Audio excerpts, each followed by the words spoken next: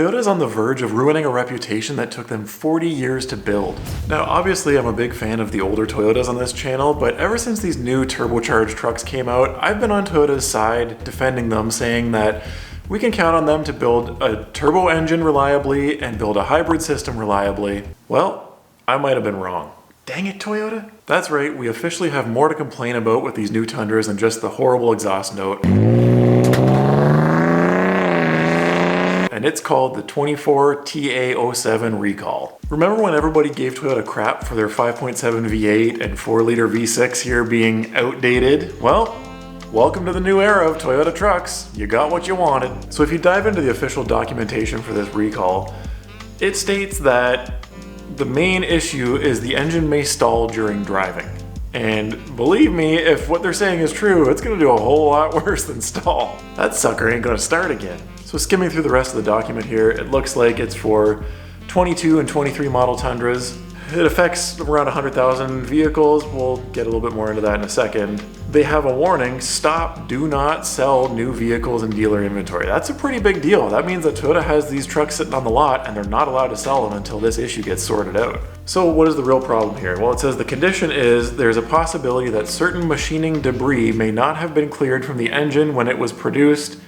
In the involved vehicles, this can lead to potential engine knocking, engine rough running, engine no start, and or loss of motive power. Well, that sounds a lot like a blown engine to me. And now here's the interesting thing, is Toyota does not have a remedy for this yet. They are just telling everybody, hey, there's a potential known issue here. It's our bad, we'll fix it, but we don't know how we're gonna fix it yet. So I guess just don't use your truck? Now, it says that they're going to notify you what their plan is if you own one of these trucks late July 2024.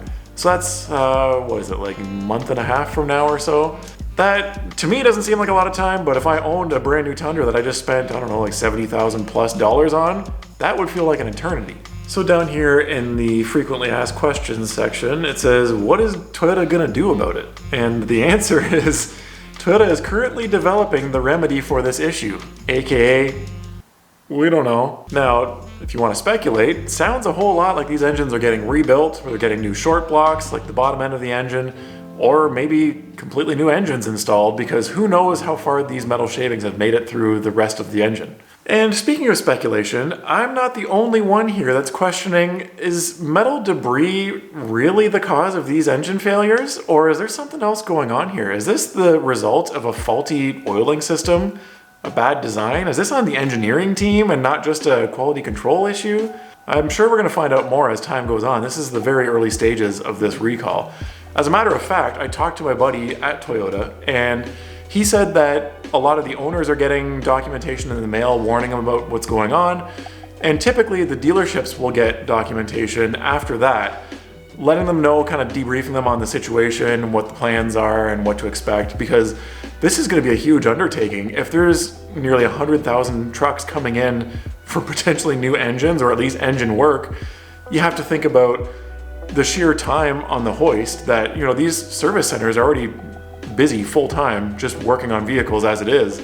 To add an extra 100,000 vehicles into the mix is a big deal. Another thing that people don't really think about is parts availability.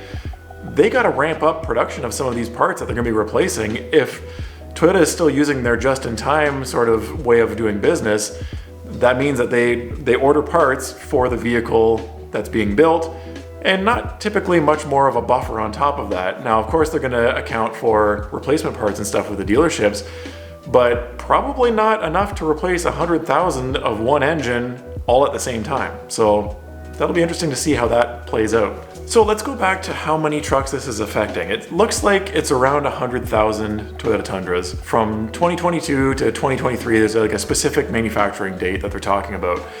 However, I have seen stories online here, even on YouTube, that there have been 2024 model trucks with blown engines already, and that's technically outside of this recall. So what's going on here? But at least as of right now, we're talking about 100,000 trucks. Now, I pulled the production numbers for the years 2022 and 23, and according to carfigures.com, there was 125,000-ish trucks sold in 2023, and back in 22, there was a little over 94,000 trucks sold. So essentially we're looking at half of the trucks that were sold in those 2 years are getting recalled. Another interesting fact though is that this doesn't seem to be involving the hybrid models like the iForce Max Tundras, it's just the non-hybrid models, which is weird because it's the same engine in the same truck. So what's the difference? Is it because, oh, a squirrel just fell off that fence. You okay, bro? Now, is this a matter of like production batches where they manufactured all of the non-hybrid engines together and then the hybrid engines were like separate from this and that's why, you know, some are affected, some are not? Or is this Toyota saying that, you know, if you have a hybrid model and your engine stalls on the highway, it's not a safety issue like the other trucks, so tough noogies, fix it yourself, it's not a safety issue. Remember when this new Tundra first came out and they had issues with the turbochargers failing on them? Well, that was a completely separate issue. That was, as far as I remember, the problem was in the factory. They were picking the turbos up by the wastegate and bending the wastegate actuator rods. So that's what was causing them to overboost and trip, you know, check engine light and limp mode and all that stuff. This is a completely separate issue. So before we were talking about blown turbos. Now we're talking about blown engines.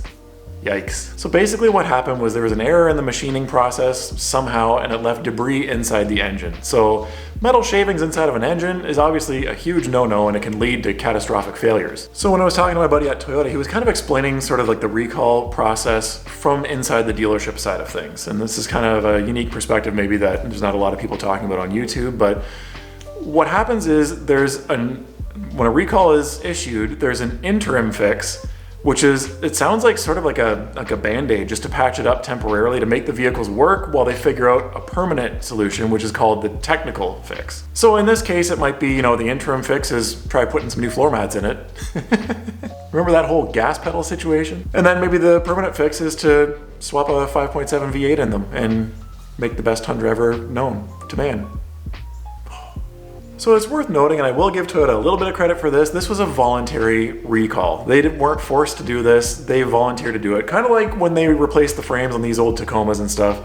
So Toyota is at least standing behind their vehicles, it's just that, you know, sometimes they gotta get sued first.